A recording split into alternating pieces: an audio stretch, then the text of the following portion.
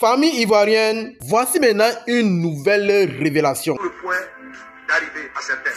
Répentez-vous de vos vols, répentez-vous des magouilles, répentez-vous. De grands changements sont sur le point d'arriver. Écoutez les prophéties, écoutez les prophètes, écoutez les messages qui sont donnés.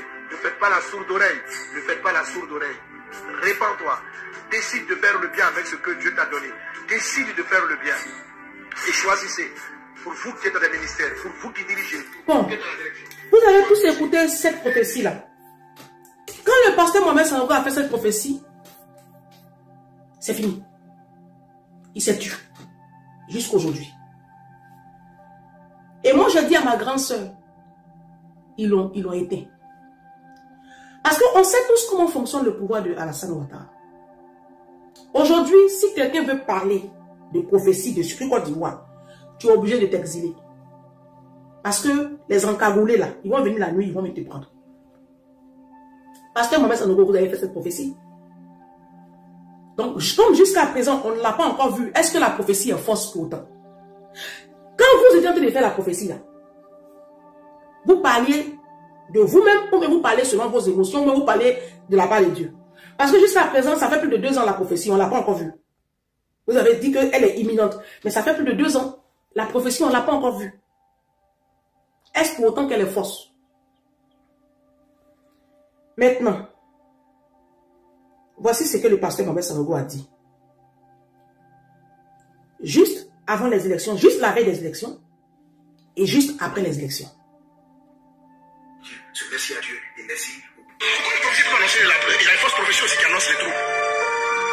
C'est dernier en l'occurrence qui a annoncé ce qui a fait que la ville était vide. C'est pas une prophétie, tu n'as pas parlé. Tu n'as pas parlé. Tu n'as pas parlé. C'est pas lui qui a parlé. C'est pas Dieu qui a parlé. Ça ne veut pas dire que les gens sont faux.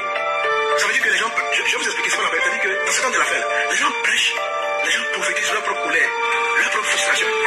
C'est tout esprit, mais c'est pas l'esprit de Dieu. Amen. La première instruction que j'ai reçue est une instruction de remerciement. L'esprit me faisait remarquer il y a quelque temps, m'a dit ceci, mon fils, as-tu été suffisamment reconnaissant à Dieu et au chef de l'État actuel et à son gouvernement pour le travail, l'excellence du travail qui a été abattu durant ces années? J'ai observé, en effet, au niveau de notre culte, de nos églises, on a, dans nos temps de jeûne et de prière, que le temps de remercier le Seigneur pour tout le développement qu'a connu la Côte d'Ivoire. Mais je me suis rendu compte que je n'avais pas fait suffisamment. Je n'avais pas fait de vidéos où je disais vraiment merci. Merci au Seigneur et merci à nos différentes autorités pour tout le travail abattu. Bon, vous dites que pasteur ne fait pas politique. Ce qu'il est en train de faire, c'est quoi? La deuxième partie où il parlait de... Il doit remercier le chef de l'État là. C'est de la politique. Il est obligé de le remercier. Il est obligé de le remercier parce que l'État de Côte d'Ivoire lui fait des faveurs. Les stades qu'il a, comme ça, dès qu'il demande, ses croisades sont financiers. Ce que je vous dis là, moi je suis de Val d'Honneur. Hein. Je ne suis plus aujourd'hui pour des raisons personnelles, mais j'ai été à Val d'Honneur 2020, 2021, 2022, 2023, 2024. Il y a des personnes à Val d'Honneur qui m'envoient des informations. Je suis pas en train de raconter des conneries. C'est pour ça que j'ai dit au début de la vidéo qu'il était puissant. Parce que la puissance, c'est ça. Quelqu'un rentre quelque part, toi tu peux pas rentrer. Ça veut dire que la personne est puissante. C'est pas, ne voyez pas ça autrement. La première partie où il parlait, c'était le dimanche dernier. Il n'a pas dit clairement le nom du prophète Elipada. Et moi-même, je ne le connais même pas. Le prophète Elipada, là, je ne le connais pas. J'ai vu ces images 1 ou 2 fois, mais sans plus. Parce que je vous ai déjà dit, moi, les prophéties, je ne suis pas dedans. D'accord? Mais il n'a pas mentionné son nom, mais on voyait clairement qu'il parlait de lui. Vous qui avez fait plein de posts hier, là, vous savez très bien que votre papa, là, il a déconné. Toi, tu es l'envoyé de Dieu. C'est toi qui es maintenant le secrétaire général de Jésus. C'est toi qui vas venir dire si une prophétie est vraie ou si elle n'est pas vraie. Maintenant, toi, tu as prophétisé la même vidéo, je vais vous montrer, où il a prophétisé sur les autorités ivoiriennes, là. Toi, pour toi, est vrai. Ben, toi, tu as le titre d'apôtre. Toi, tu manges avec Jésus directement. C'est à vous que Dieu parle tous les jours. Maintenant, les petits pasteurs, parce qu'on peut le dire comme ça, ils ne sont pas très connus, ils ont de petites assemblées. C'est vous, comme vous avez de grosses églises là, c'est vous là qui êtes crédible quoi. C'est ça. Parce que si on passe sur le principe de la prophétie d'Eli Pada ne s'est pas réalisée. De toutes les façons, on sait tous qu'il n'y a pas eu élection en Côte d'Ivoire. Ce qui s'est passé là, ce n'est pas élection. Pourquoi on se mentit? D'accord? Ok. Maintenant, si on parle du principe qu'il y a eu élection et que lui, sa prophétie est fausse.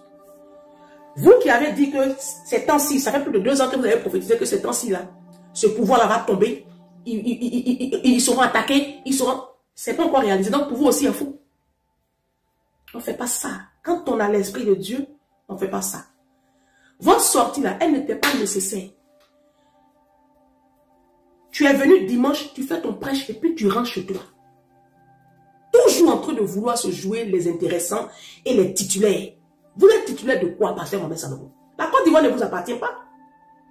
Vous n'avez pas, c'est pas vous qui avez le monopole sur les prophéties visant la Côte d'Ivoire. Vous n'avez aucun monopole. Et ça, si les gens ne peuvent pas vous le dire, moi, Ange Prisca Deanzo, qui a été un temps soit peu votre fille spirituelle, je vais vous le dire. Parce qu'à un moment donné, il faut arrêter. Vous ne verrez pas ce spectacle de désolation là chez les musulmans. Ça, c'est chez les chrétiens, on voit ça là. Parce que chacun veut... Moi, je l'ai toujours dit ici à mes proches. Les pasteurs, vous voyez là, ils se concurrencent. Hein. Ils font concurrence. Et chacun crée son petit groupe. Pasteur Mohamed Sanogo, lui, il est avec les grands, les grosses têtes. Les Ivan Castanou, les Grégory Toussaint, les anglophones, les Maslow. Ils ont créé les petites confréries de sorciers. Voilà. Et puis maintenant, les tout petits pasteurs là, eux, on doit les éteindre. Mais pourquoi? Pourquoi? Et j'ai aimé le commentaire. J'ai aimé le commentaire pendant la vague de soutien d'hier, notamment sa femme, KS Bloom, Billy. Il y a eu plein de vagues là de soutien. On t'aime papa, on t'aime papa. Sous le poste de Billy, j'ai aimé Justin Yao qui a dit la sortie qu'il a fait n'était pas nécessaire. C'est pas lui le porte-parole de Dieu. Donc, il fasse son culte et ne parle pas des autres. C'est ce qui est vrai. C'est ce qui est vrai. J'ai toujours interpellé le pasteur Mohamed Sanogo sur... Je vais vous dire des choses. J'ai tellement de choses à dire sur ce truc-là que je... Un homme de Dieu fait la politique. Un pasteur. Quand tu dis que tu as Jésus et que tu es disciple de Christ, parce qu'on est tous disciples de Christ. L'apôtre Paul dit que nous sommes tous frères en Christ. D'accord? C'est vrai que vous vous avez donné des titres d'apôtres, de prophètes. On respecte d'ailleurs parce qu'on n'est pas tous dans la même dimension. Ok? Il n'y a pas de problème, on vous le concède. Mais on est tous des frères en Christ. Et à un moment donné, il faut qu'on se dise la vérité. Jésus était pour la justice. Jésus a toujours été dans le camp de la vérité. Et lui-même, il dit, je suis le chemin, la vérité et la vie. Pasteur Mohamed Sanogo, moi je ne veux pas rentrer dans tout ce débat de vous êtes de Dieu, vos frax, vous mangez ici, vous mangez... Nous tous on sait que vous mangez avec Alassane aujourd'hui. Ça là, c'est pas un soupe, c'est moi-même la première qui a dit ça ici. Que vous avez été corrompu. Parce qu'on a vu le conseil direct du président de la République, Denis Avaz d'honneur, il y a 4 mois, 5 mois en arrière, vous donnez une enveloppe de 1 million officiellement devant nous tous, mais nous savons tous, pour des personnes qui ont l'intelligence naturelle de Dieu, on sait que ce n'est pas 1 million. Et il est venu vous dire de calmer le jeu. Et vous avez calmé le jeu. Vous avez calmé le jeu. À une semaine des élections présidentielles, vous avez organisé un rassemblement au stade où tout le monde était en blanc et vous êtes venu prophétiser la paix sur la Côte d'Ivoire. Mais quand vous faisiez votre première prophétie que j'ai mis ici là, vous ne prophétisez pas la paix. Cette prophétie-là, quand vous l'avez faite il y a 2 ans en arrière, cette prophétie-là ne prophétisait pas la paix. Dernièrement, je donnais une prophétie. J'avais dit par l'Esprit du Seigneur que des leaders, des grands d'arriver à certains. Quand vous parliez ici là, je vais parce que j'ai trop de choses à dire là. Quand vous parlez de cette prophétie-là, vous n'êtes pas en train de prophétiser la paix. Parce que pour que ça se passe comme ça, il faut un climat de guerre. Pour que les leaders soient arrêtés, soient persécutés, il faut un climat de guerre. Vous n'étiez pas en train de prophétiser la paix. Mais tantôt, tout à coup, soudain, brusquement, à une semaine des élections, on ne sait même pas d'où c'est sorti. Vous avez eu le stade, Félix Houphouët-Boigny, parce qu'il n'y a que vous seuls qui pouvez avoir un stade. Parce que le stade Félix Houphouët-Boigny, là, vous savez combien ça coûte? Allez vous renseigner combien ça coûte beaucoup cher. Donc, il n'y a que vous, et vous n'avez même pas payé un centime. Vas Donner n'a pas sorti, je mets quiconque au défi ici.